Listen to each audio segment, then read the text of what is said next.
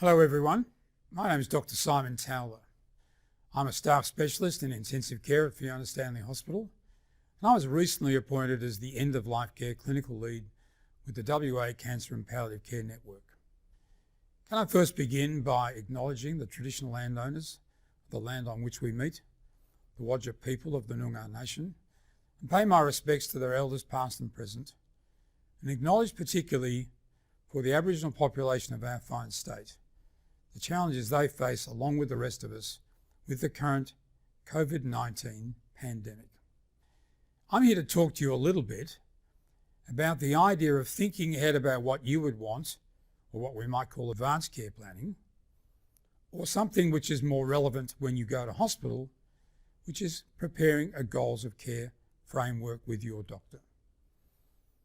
Many of you will know that in Western Australia we've been on a very significant journey over the last 2 years. The Parliamentary Committee met for over 12 months with over 800 submissions to what was the Joint Select Committee that prepared the report, My Life, My Choice.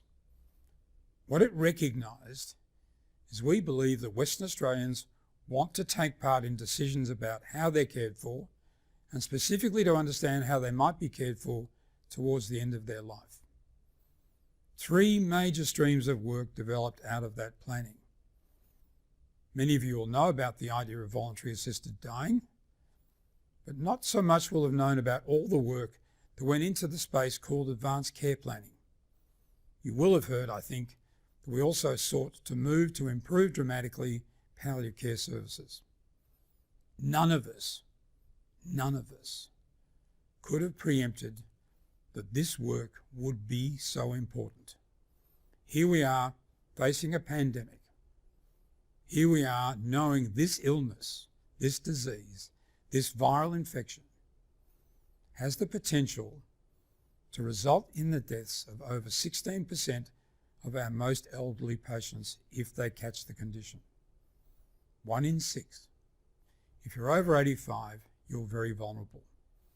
And even above 50, the mortality rate rises, but I remind you that also younger people who are vulnerable, and in fact even some younger people who are not particularly vulnerable, may well succumb to this condition. What we're facing is a health system which is potentially under duress and could even become overwhelmed. Really difficult decisions will have to be made. But our ambition is to ensure that every person's wish is honoured to the extent of our ability to do so. And the clearer the people are on what they want, how they wish to be cared for, and what kind of treatments they would consider, the easier it will be to ensure that people get the right treatment. I've been unbelievably impressed by feedback at a seminar we ran last week that many of the older people in our community have a clear view of what they would want. Many have made it clear they would not even want to go to hospital. In other words, they've had an advanced plan for the kind of framework of care they wish to receive.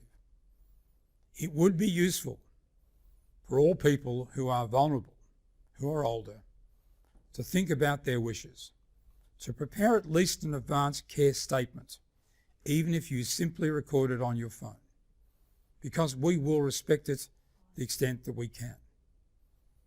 But when you come to hospital, we will ask you to engage in a process called goals of care planning with your clinicians to decide what treatments you would consider accepting and what you would wish us to do for you when you are a person suffering from a condition in hospital. I remind you that even though COVID-19 will be a dominant condition, other people will still come to hospital. People will still have strokes.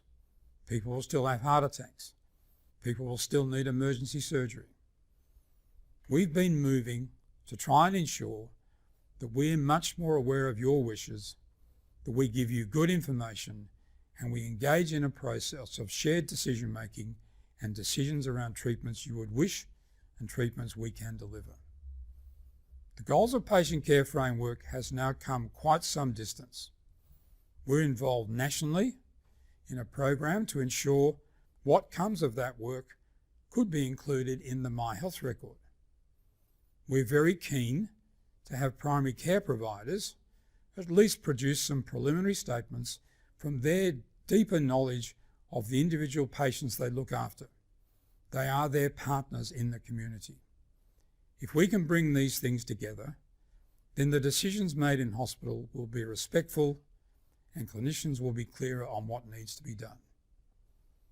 We are to support this process, making available information to support health professionals to hold a goals of care conversation and how to record it.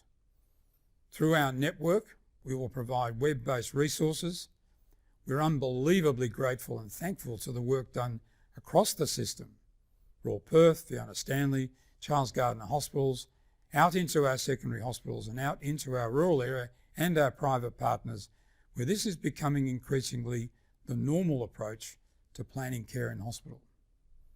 We believe good goals of care planning will be critical and underpin quality care in a health system under duress. We look forward to partnering with you and your colleagues and the patients to deliver the best possible care, and we will continue to provide quality resources. Thank you.